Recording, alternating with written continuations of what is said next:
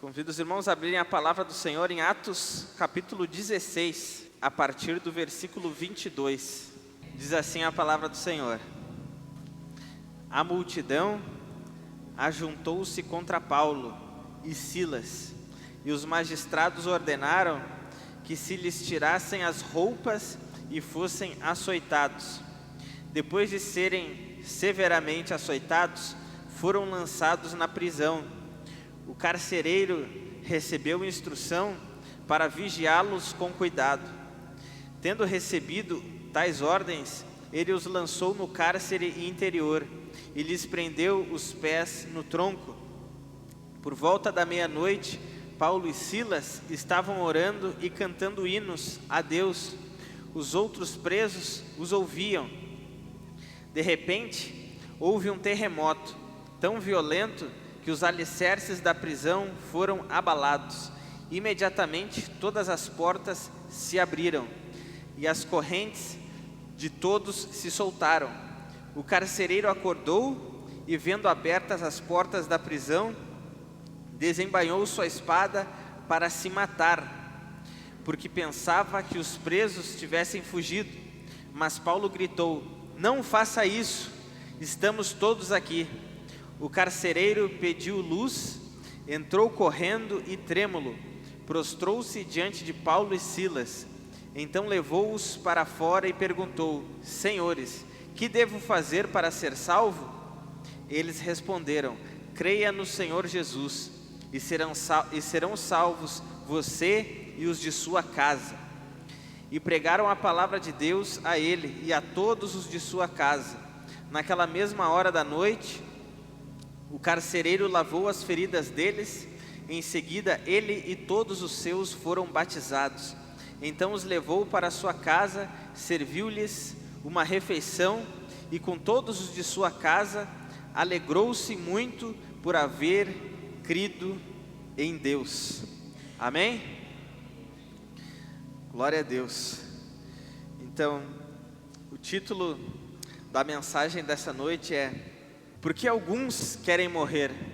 A gente viu aqui um texto que fala sobre isso, nós lemos ali. Esse livro de Atos é um livro histórico do Novo Testamento que narra a história dos apóstolos, aquilo que aconteceu depois de Jesus morrer na cruz, ressuscitar e subir aos céus ressuscitado.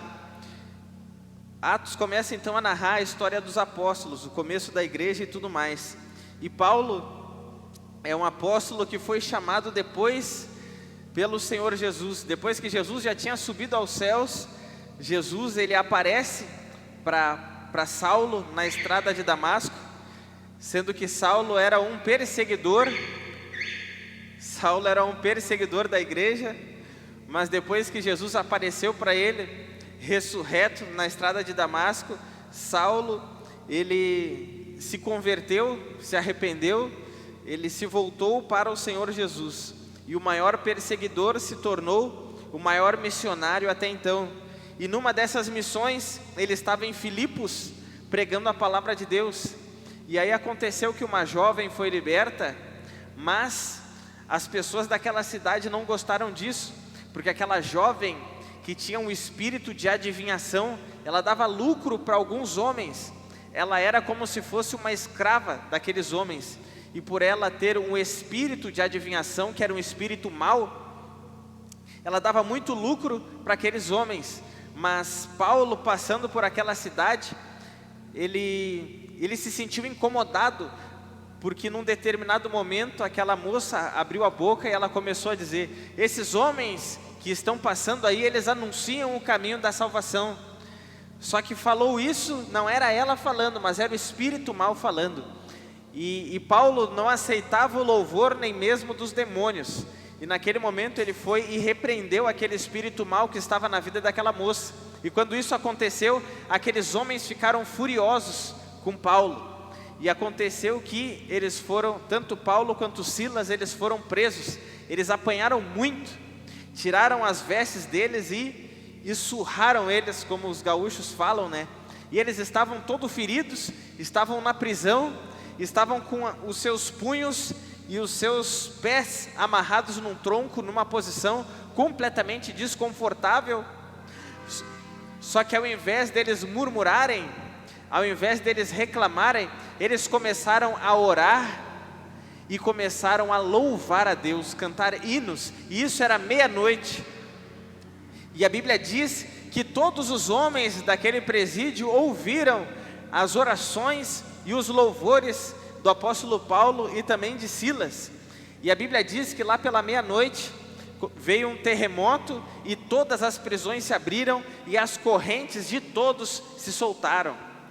Isso foi uma obra de Deus. Aí a Bíblia diz que o carcereiro se acordou, porque ele estava dormindo, estava todo mundo preso mesmo, ele estava ali sem ter o que fazer. Naquela época não tinha celular para ele ficar olhando o Instagram, então ele acabou dormindo.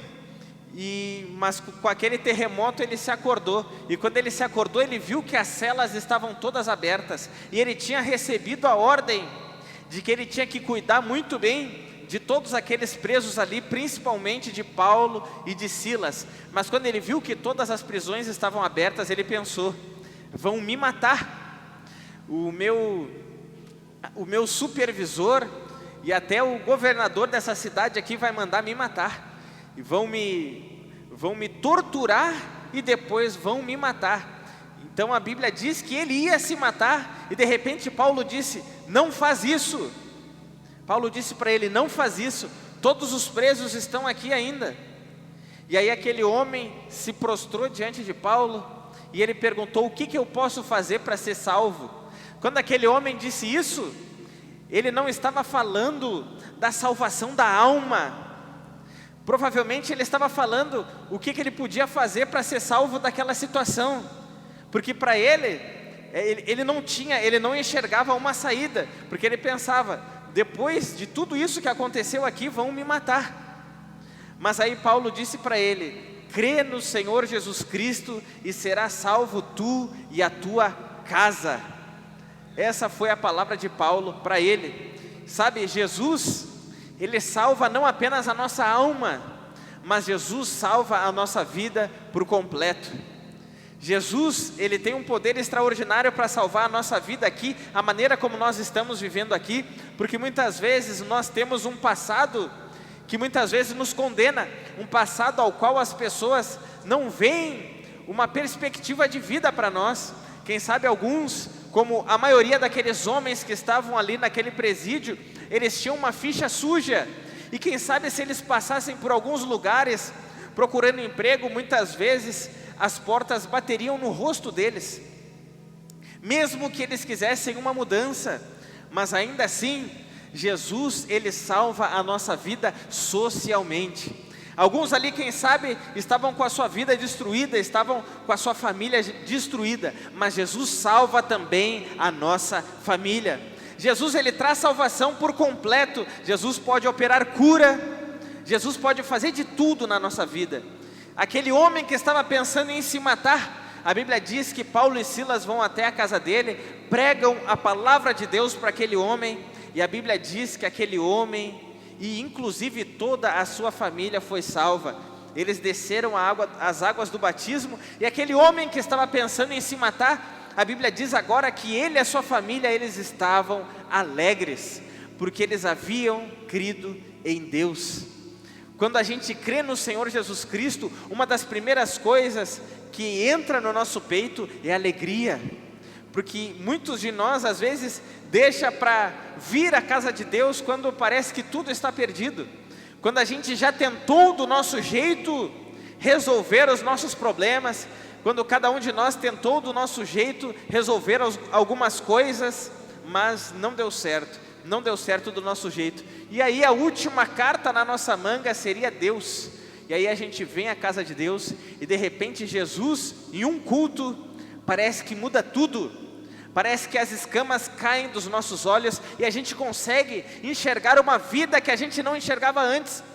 Parece que estava tudo perdido, mas por causa de um encontro com o Senhor Jesus, por causa de um encontro com Deus, tudo muda, porque Jesus disse que Ele veio para nos dar vida e vida em abundância.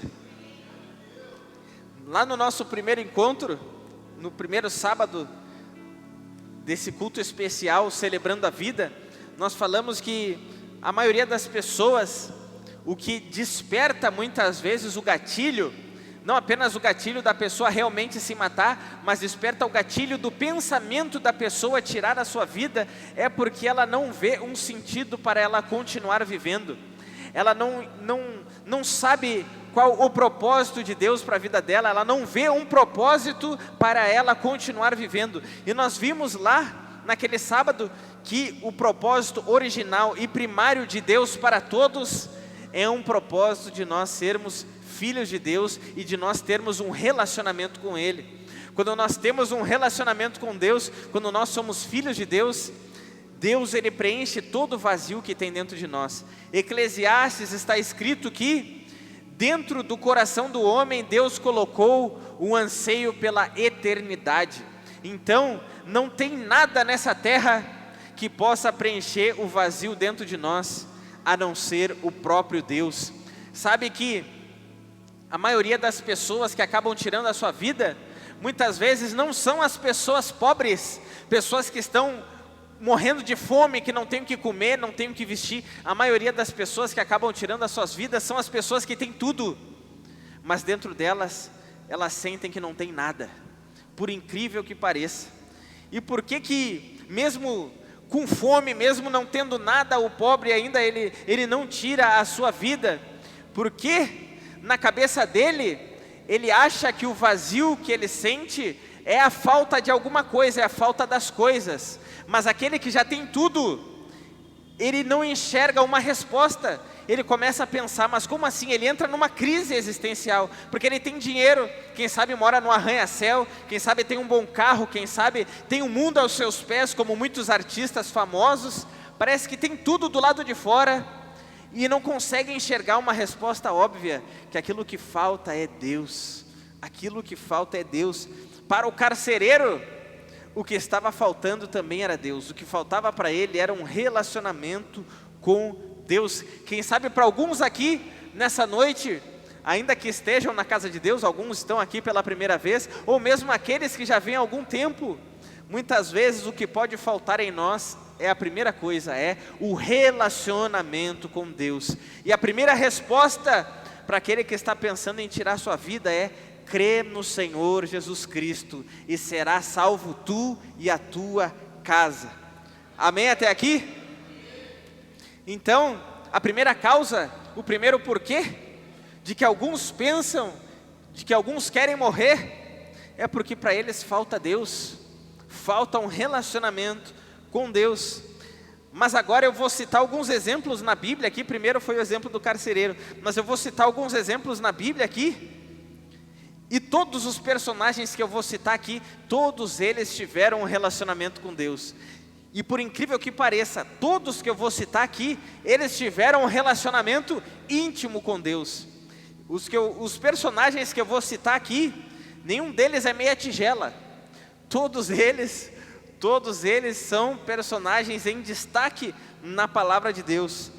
Porque ninguém está, vamos dizer assim, todo mundo pode ser que em algum momento sofra de alguma coisa, mesmo aqueles que já estão em Deus. O primeiro exemplo que eu vou citar é o exemplo do profeta Elias.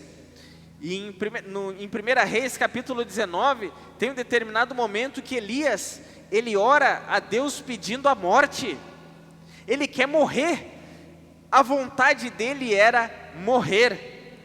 Mas quem era Elias? Elias era um profeta, que se a gente olhar na palavra de Deus, as pessoas que mais foram usadas em milagres foi Jesus, Moisés, Eliseu e Elias. Esses 4 foram os homens que mais foram usados em milagres na palavra de Deus. Elias, ele tinha um relacionamento íntimo com Deus. Elias sabia quem era Deus. Elias conhecia a palavra de Deus.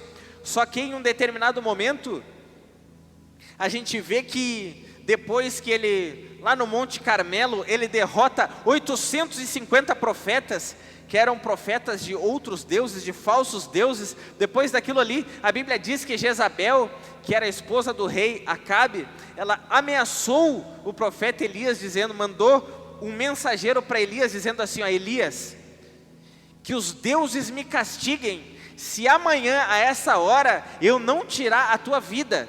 A Bíblia diz que Elias ficou com medo, e Elias fugiu. Ele foi para o deserto, ele caminhou um dia inteiro até chegar num deserto, até ele estar completamente isolado. A Bíblia diz que ele se afastou do seu servo, do seu discípulo, do seu moço, e ele ficou sozinho no deserto, e lá ele começou a pedir a morte. E aí, depois o anjo foi lá e alimentou ele. Ele caminhou 40 dias em jejum, e ele chegou, ele subiu até o alto de uma montanha, que a Bíblia diz que era o monte de Deus, o Monte Horebe, e ele entrou numa caverna, ele se isolou completamente.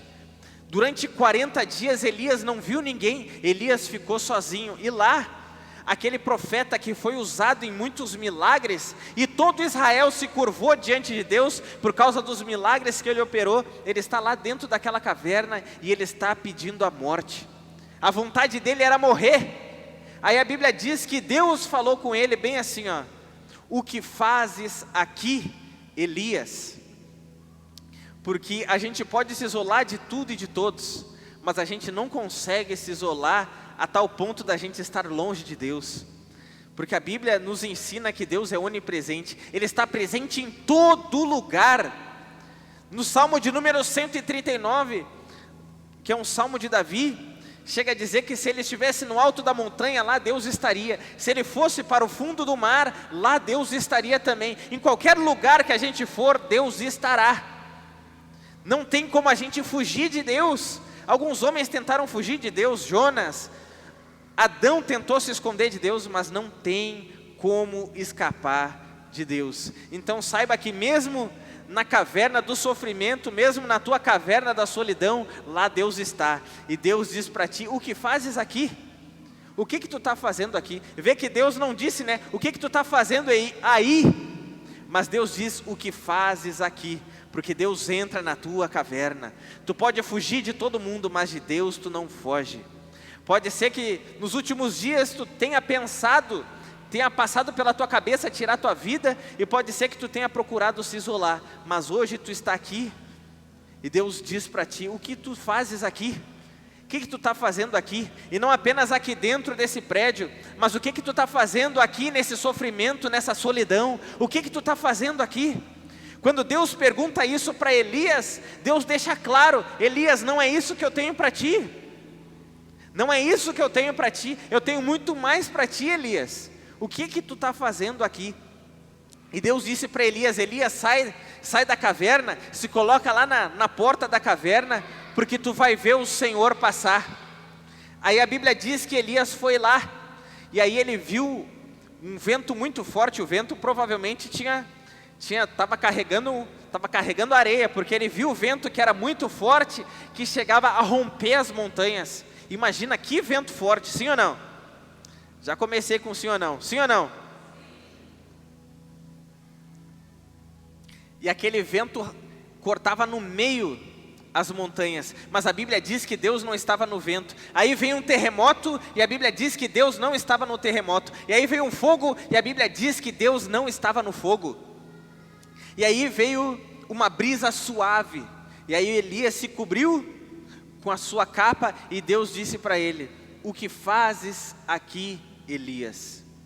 E aí Elias disse bem assim para Deus: Deus, eu tenho sido muito zeloso, todos os teus profetas foram mortos, todo Israel se afastou, eles abandonaram a tua aliança, só sobrou eu, só ficou eu. E sabe que o gatilho muitas vezes para a gente pensar em se matar é o nosso egocentrismo. É quando a gente pensa que só tem a gente no mundo, que não tem mais nada, que nós somos aquele ou aquela que mais está sofrendo. E é como se a nossa visão de mundo ela se fechasse e ficasse somente ao nosso redor. Elias disse: só ficou eu, Deus. Mas não tinha ficado só ele, porque Porque 41 dias antes, ele viu todo Israel se prostrar e se converter a Deus. 41 dias antes, ele ouviu da boca de um homem chamado Obadias. Obadias disse para ele que ele tinha guardado 100 profetas numa cova. Mesmo naquele período de perseguição, Obadias tinha guardado 100 profetas. Elias não era o único crente e Elias não era o único profeta. E ele sabia disso. Só que, de alguma forma, a solidão e o egocentrismo cegou tanto a visão dele, que ele pensava que era só ele no mundo.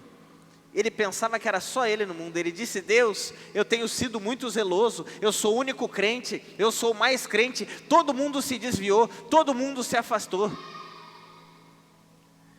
E às vezes a gente acaba se perdendo no nosso egocentrismo. A gente se isola e a gente pensa que é só nós no mundo e mais ninguém. A gente pensa que é só a gente que sofre e mais ninguém. E isso é uma ilusão. Isso é uma ilusão. Porque se a gente parar para pensar só um pouquinho, pensem comigo, tem alguém que está sofrendo mais que tu, sim ou não? Tem alguém que está sofrendo mais que tu, sim ou não? Com certeza tem gente que está sofrendo muito mais do que nós. Muito mais do que nós. Mas às vezes por um momento a gente esquece disso. Às vezes por um momento a gente pensa que é só a gente, que só ficou nós e já era, que ninguém nos entende, que ninguém nos aceita, que ninguém nos ama, que o nosso problema é o pior de todos e que a gente é o mais sofredor do mundo. Mas não é verdade. Não é verdade. Tem gente que sofre muito mais do que nós. E tu não está sozinho. Tu não está sozinho. Deus disse para Elias: Elias, tem 7.000 que eu reservei, tem 7.000 que não se dobraram diante de Baal, tem 7.000 crentes ainda, tem 7.000 fiéis ainda, tu não é o único. Mas e qual era o significado daquela visão do vento, do fogo, do terremoto? O que significava tudo aquilo? Como falei, Elias foi um dos profetas que mais foram usados em milagres. É como se Deus dissesse para ele: tá vendo o vento? Tá vendo o terremoto? Tá vendo o fogo? Isso tudo representa o teu ministério. Isso tudo representa os sinais, os milagres que eu faço através da tua vida. Só que a Bíblia diz que Deus não estava no vento, não estava no terremoto, Deus não estava no fogo. O que Deus quer dizer para nós? Que Deus não está somente no milagre. Deus não está somente no sobrenatural. Deus não está somente nas coisas que são surreais, milagres que muitas vezes não são tão comuns a gente ver. Deus não está só lá. E aí, quando teve aquela brisa suave, e Deus falou para Elias: o que fazes aqui, Elias? Deus estava dizendo: eu não estou nos milagres, eu não estou apenas nas coisas grandiosas, eu estou na brisa suave, eu estou numa fé simples, eu estou naqueles que me ouvem sussurrar. Eu não estou apenas no estrondo, eu não estou apenas no berro, eu não estou apenas na tempestade, eu não estou apenas nas grandes coisas, mas eu estou nas coisas simples da vida. Muitas vezes aos nossos olhos a gente não está vendo algo sobrenatural e surreal, e às vezes parece que Deus não está lá, mas Deus está contigo. Porque Jesus prometeu dizendo: eu estarei convosco até a consumação dos séculos. Ainda que não chova milagre, Deus está do teu lado. Ainda que às vezes tu se sinta só, Deus está contigo, te perguntando: o que tu está fazendo aqui? Deus não brada do céu dizendo: o que tu está fazendo aí? Mas Deus fala do teu lado. Deus fala dentro de ti através do Espírito Santo dizendo: o que tu está fazendo aqui? O que tu está fazendo aqui te isolando de todo mundo? O que tu está fazendo aqui fugindo de tudo e de todos? O que tu está fazendo aqui? Nós somos seres que fomos criados para sermos comunitários. Lá no princípio, a Bíblia diz que quando Deus olhou para Adão, Deus disse: não é bom que o homem esteja só, não se isole. Tem amigos, tem uma igreja que tem mais de 7.000 membros, porque a igreja não é só essa aqui, mas o povo de Deus, ele está em toda a terra. está em toda a terra. A igreja é muito grande, há muito mais pessoas que têm a tua mesma fé. A Bíblia chega a dizer que quando a gente estivesse sofrendo, a gente tinha que saber que no mundo inteiro tem mais irmãos que estão sendo perseguidos da mesma forma, tem mais irmãos que estão sofrendo da mesma forma. Persevere, procure ajuda, se aproxime dos irmãos, se aproxime da tua liderança, se aproxime da liderança de jovens, se aproxime do teu pai, da tua mãe. Não sofra sozinho, não sofra sozinho. Essa ideia de que sobrou só a gente, isso é uma mentira, é o maligno tentando nos cegar. Em uma das cartas aos Coríntios, a Bíblia diz que o diabo cegou o entendimento das pessoas, para que elas não vejam resplandecer a luz do Evangelho. E às vezes o inimigo vai tentar nos cegar, para a gente pensar que a gente está sozinho. Tu não está sozinho, tu é amado, tu é muito amado. Tem pessoas ao teu redor que te amam, e há um Deus lá em cima no céu, que te ama demais. Não se isole, não fique sozinho, não sobrou só tu na terra, tem mais sofredores, tem mais cristãos, tem mais pessoas que têm a mesma fé que tu tem. Então Elias ficou ali naquele egocentrismo, achando que ele era o centro de tudo. Nós não somos o centro de tudo, o centro de tudo é Deus, porque dele, por ele, para ele são todas as coisas. Amém? O primeiro então, o carcereiro queria tirar sua vida porque ele não tinha Deus, não tinha Jesus. Elias queria tirar sua vida por causa do egocentrismo. E outro exemplo é Jó. No capítulo 6 de Jó, Jó, por um momento, ele faz um pedido a Deus. Ele queria que Deus esmagasse ele e que ele morresse. Mas por quê? Jó é um dos homens que, quando a gente olha para a palavra de Deus, é um dos homens que mais sofreu.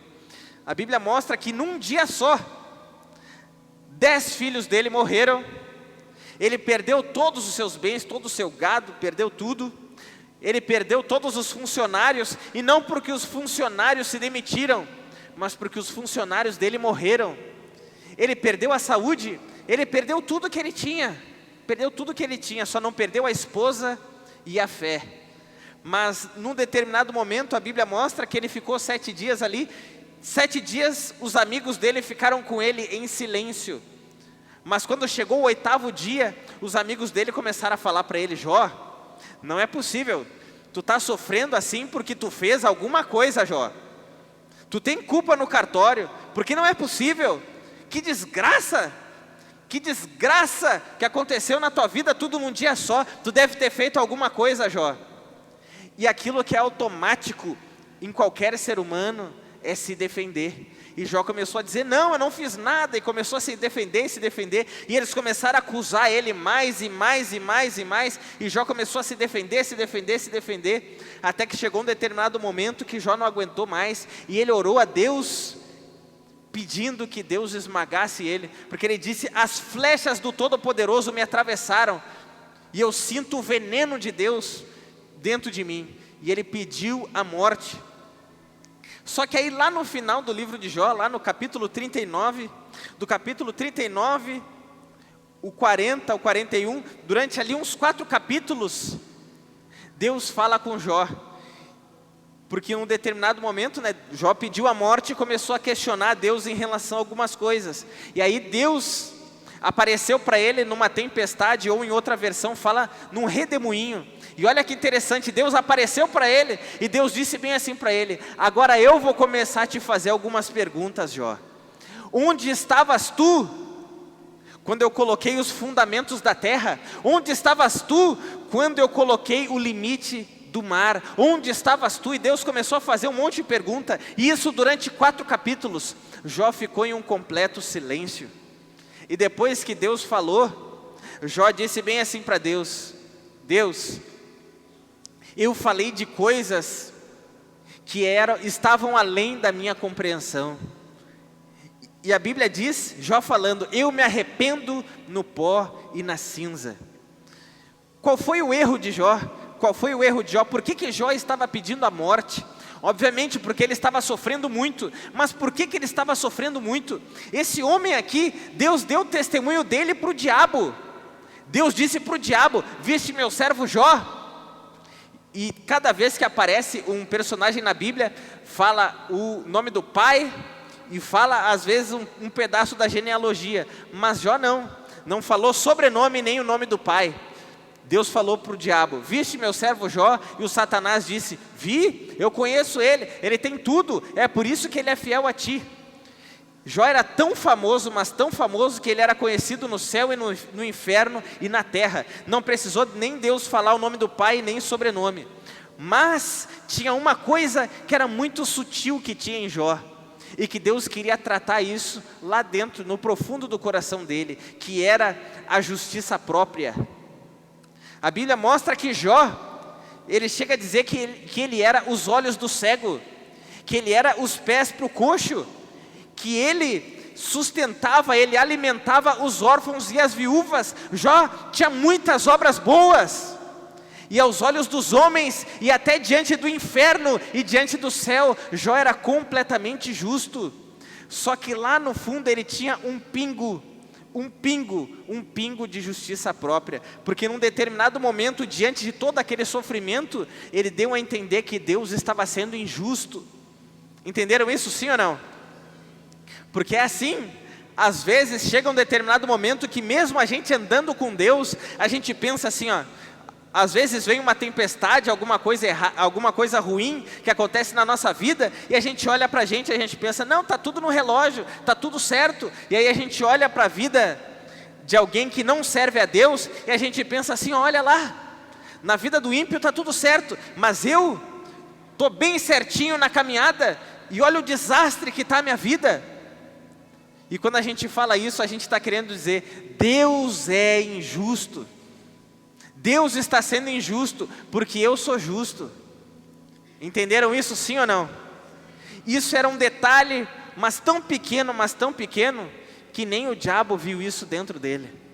Mas sabe, Deus, Ele permite coisas na vida dos seus filhos, que mesmo Jó, que ele era justo, o próprio Deus disse que ele era justo, que Deus ele trata mesmo as coisas mais minúsculas, cada detalhe na nossa vida, Deus ele sempre vai tratar, para que a gente não se perca eternamente. É como se Deus estivesse torcendo. Sabe quando a gente torce uma roupa, e a gente torce até sair a última gotinha que a gente pode, para ela secar mais rápido? Assim Deus estava fazendo com Jó, estava torcendo ele, porque só tinha uma gotinha na vida dele que não estava de acordo, que era a justiça própria. Não seja justo aos teus próprios olhos.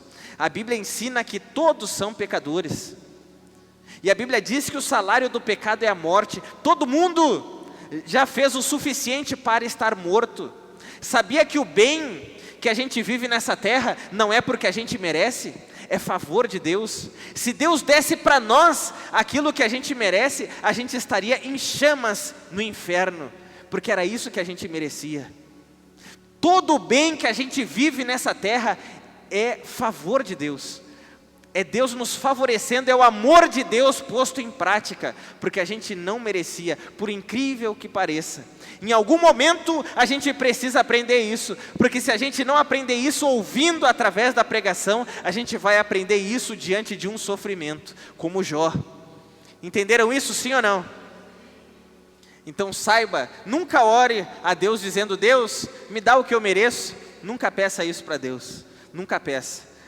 Mas diga para Deus: Deus, seja gracioso comigo, me abençoa, seja gracioso comigo, porque a gente não merece o bem que a gente tem. Então, o primeiro quis se matar porque faltava a Deus. O segundo, que era Elias, ele queria a morte porque tinha o egocentrismo. O outro queria a morte porque ainda tinha a justiça própria. O outro era Moisés. Moisés era o líder da nação de Israel no deserto, e ele cuidava de mais de 1 milhão de pessoas, e chegou um determinado momento que as pessoas disseram assim: a gente enjoou desse maná, eu quero carne, eu quero carne, eu quero carne. E as pessoas fizeram uma fila, todas as pessoas fizeram uma fila diante da tenda, e todas elas começaram a passar na frente da tenda. Eu não quero mais maná, eu quero carne. Imagina tu ouvir isso de mais de 1 milhão de pessoas reclamando nos teus ouvidos. Aí Moisés não aguentou mais. Moisés fechou a tenda dele, ele disse para Deus: Deus, o que eu te fiz? O que eu te fiz para merecer isso? O que eu te fiz para o Senhor me colocar de líder dessa nação? Esse bando de gente reclamando, mais de 1 milhão de gente reclamando nos meus ouvidos. Deus, tira a minha vida, tira a minha vida. Moisés pediu a morte, ele quis morrer. E aí Deus disse para Moisés, quis morrer. E aí Deus disse para Moisés: Moisés, faz o seguinte, chama 70 homens, eu vou pegar do Espírito que está em ti, e eu vou colocar nesses 70 homens, que era o Espírito de Deus, né? Vou colocar nesses 70 homens, e eles vão te ajudar a liderar a nação, porque essa é uma missão árdua. Imagina que aquilo que ele estava fazendo sozinho, era para ser feito por 71 homens. Às vezes a gente pensa em tirar a nossa vida, porque a gente quer fazer tudo sozinho, ou porque a gente quer fazer tudo ao mesmo tempo. Quer fazer faculdade, quer fazer academia, quer pregar na igreja, quer fazer um monte de coisa, e quer servir, quer evangelizar, e quer fazer tudo ao mesmo tempo. Tudo ao mesmo tempo e na mesma época. E aí quando vê, chega uma hora que dá problema. Entenderam isso, sim ou não? Dá um curto-circuito dentro de nós, porque quer fazer tudo ao mesmo tempo. Ninguém consegue. Se Moisés não conseguiu, não vai ser tu que vai conseguir, meu irmão. Não faça tudo ao mesmo tempo, peça ajuda. Peça ajuda, tem amigos. Se tu é dono de uma empresa, contrata um funcionário. Não faça tudo sozinho, senão vai chegar uma hora que tu vai se sentir muito sobrecarregado e tu vai pensar em tirar a tua vida, porque tu não vai dar conta. Então não se sobrecarregue. Outro exemplo é Jonas. Jonas foi evangelizar em Nínive, e por incrível que pareça, todo mundo se arrependeu e todo mundo se converteu. Só que ao invés de ele ficar feliz, 120 mil pessoas se converteram num dia só. Sabe o que é isso? 120 mil pessoas se converteram num dia só. E aí quando ele viu que isso aconteceu, ele orou a Deus e disse: Deus, tira a minha vida, eu quero morrer. Imagina, todos os profetas na Bíblia sonhavam em viver o que Jonas estava vivendo. Todos os pregadores, os apóstolos, todo mundo queria viver o que Jonas estava vivendo, que é pregar um dia só e todo mundo se converter. Mas, depois que todo mundo se converteu, ele pediu a morte. Mas por quê? Porque aquele povo, eles eram a Síria, que eram arqui-inimigos de Israel. Eles perseguiam Israel. Muitas vezes eles entravam lá e faziam coisas terríveis com as mulheres, com as crianças, com os homens, sequestravam pessoas, faziam muitas coisas terríveis. E lá no coração de Jonas tinha muita mágoa. O que ele queria era que aquela nação se perdesse, que fosse todo mundo condenado ao inferno no final. Era isso que Jonas queria. Mas Deus enviou Jonas a pregar lá no meio dos inimigos dele.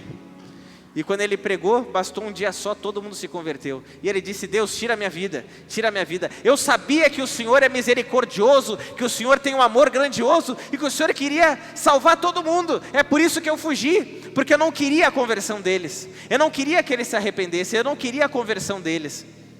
Às vezes, pessoas fizeram alguma coisa contra nós, fizeram contra ti, tocaram em algumas coisas na tua vida que te magoaram muito. Mas sabe, se tu ficar cultivando essa mágoa dentro de ti, pode ser que lá no momento que a pessoa te feriu, te machucou, ela não te matou. Mas se tu ficar cultivando essa mágoa, pode ser que tu mesmo tire a tua própria vida, por causa da mágoa, por não querer perdoar. Mas Jesus nos ensinou no Pai Nosso, dizendo: perdoa as nossas ofensas, assim como nós perdoamos a quem nos tem ofendido. E ainda Jesus ensinou dizendo assim: se vocês não perdoarem o que os outros fizerem contra vocês, o meu Pai lá em cima no céu também não vai perdoar vocês. Que forte isso, né? Porque se a gente não for perdoado, a gente não é salvo.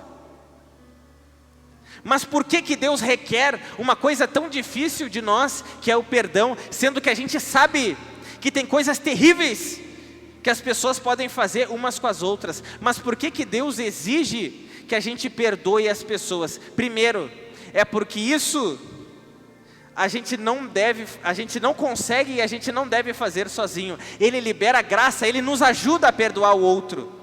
E o outro motivo é porque Ele está completamente pronto a nos perdoar. E Ele pagou um preço altíssimo, que foi dar o Filho dele. Tu não precisa dar o teu filho para perdoar o outro, mas Ele deu o Filho dele para te perdoar.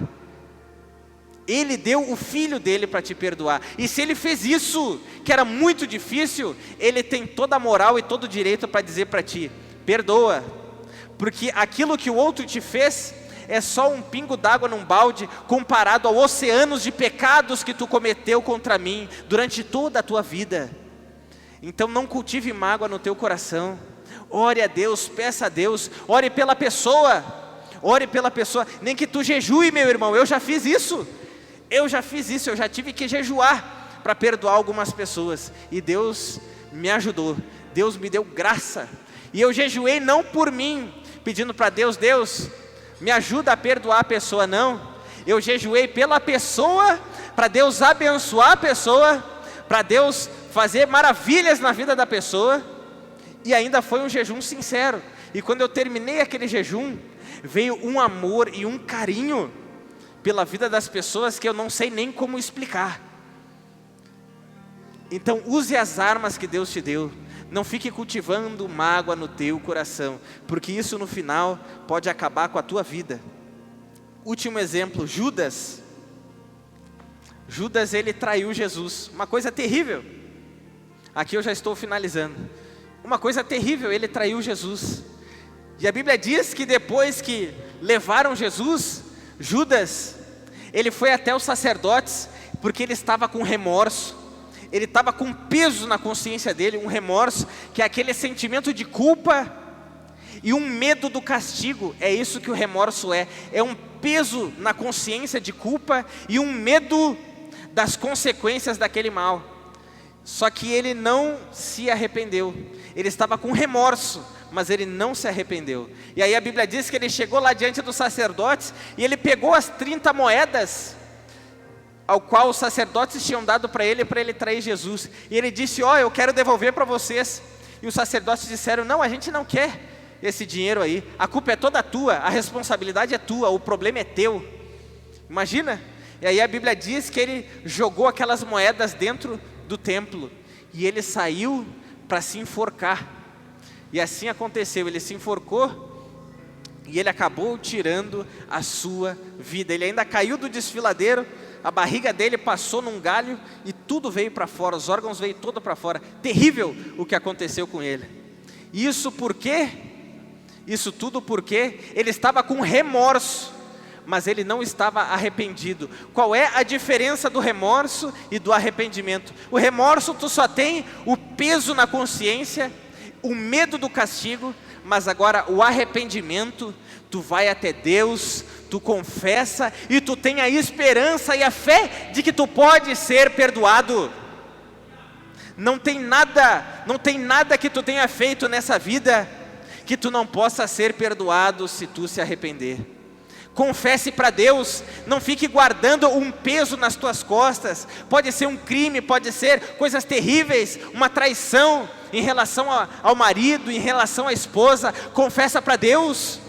E se tu cometeu algo contra alguém, se arrependa, peça perdão para a pessoa, mas confesse e libere, porque se tu não liberar a tua confissão, pode ser que em algum momento isso vai pesar tanto na tua consciência, que tu vai acabar tirando a tua vida.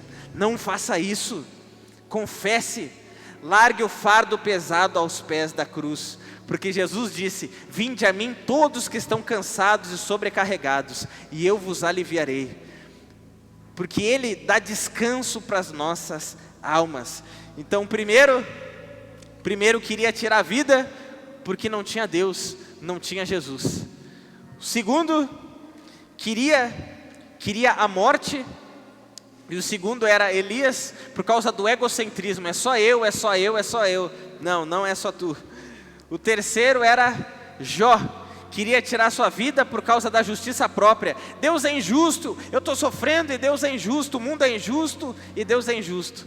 Não, O que a gente merecia era a condenação e a morte. Todo o bem que a gente vive nessa terra é a graça e o favor de Deus.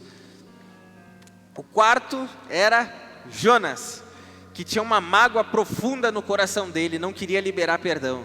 E por isso ele pediu a morte. Não guarde mágoa, não cultive mágoa, mas libere perdão. E o último exemplo era aquele que não teve esperança de ser perdoado, que era Judas. A esperança, sim, a esperança, tu pode ser perdoado. Sabe, todos os casos que eu citei aqui de exemplo aconteceram comigo. Todos eles aconteceram comigo. Uma vez eu tentei tirar minha vida porque eu não tinha Deus.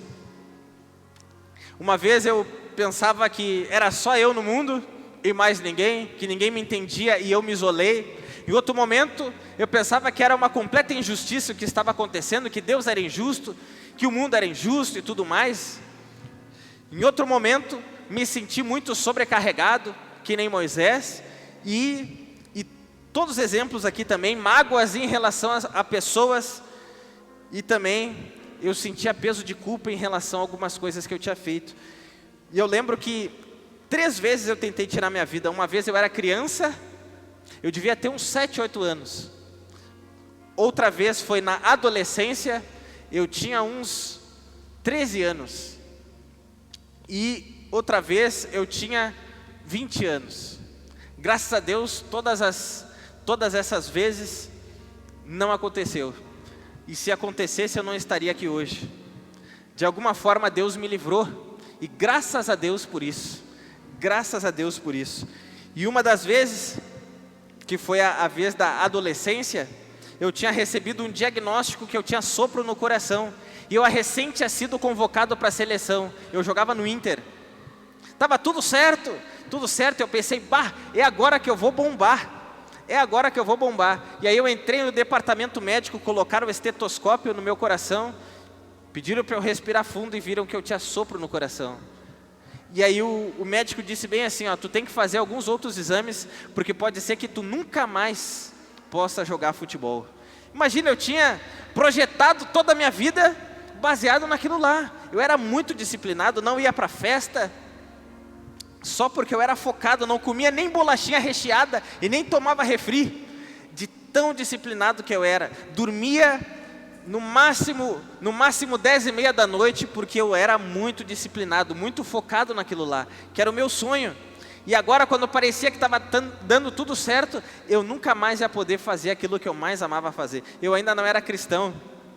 E aí eu sorria na frente das pessoas, mas quando eu entrei no meu quarto, um breu, porque eu apaguei a luz, um escurão. Eu lembro que eu sempre orava, pelo menos o Pai Nosso, né? Pai Nosso que estás no céu. E aí chegava na parte do perdão, eu repetia, mas no meu coração eu tinha mágoa de um monte de gente, era só da boca para fora, era só uma reza decorada. Nem oração era uma reza decorada. Mas ali naquele dia eu disse para Deus, eu não vou mais orar, porque isso é injusto. Os meus amigos, eles fazem um monte de coisa errada, tratam as meninas como se elas fossem objeto. Eles vão para a festa, fazem um monte de coisa errada, e eu não faço nada errado. Por que justo eu tenho um problema no meu coração? E por que justo agora que parecia que tudo estava dando certo? Por que justo agora e por que justo comigo? Por que justo comigo?